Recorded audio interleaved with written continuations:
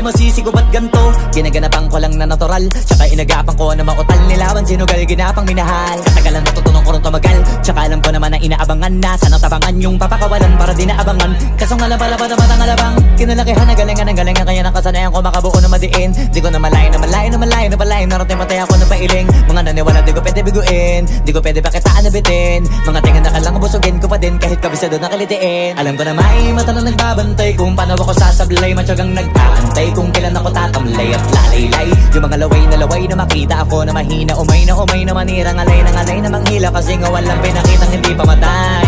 Na napasarap mag-rap, ang daming nagbago mula nung kilalanin ng tao. Daming nagtulak sa'kin, palaging maging ganado, palaging takado, pag kumalaw palaging planado. Daming pasabog, kailangan pag malawak ang sakop, ikaw din ang talo sa laban. Pag nabalot ng takot kung saan ka aabot, ako din lahat ng mahahakot. Yung dami ng pagod ay may sukli pag di ka madamot. At kung hindi ko tsinaga, baka nauwi na sa wala. Ganito pala to kalala, kita mo naman na napala. Paano ko hindi ko ginawa? Yung iba di makahalata, malaki na anak kataya. Marami na pwede mawala, kaya di na pwede pabaya. Hindi pwede puro mamaya, baka sa huli mapahiya. Totoo na parang himala lang mula sa iba ba tiningala. Matagal ko din na kinapakatagawa, di ba na pa yung kalidad, di ba na kinabinabaan na marami pa nagdududa. Puro kilos ang inuuna, ngayon kita mo namumunga, tumutubo na. Pakarami ko nakukuha, pero di pa rin nalulula.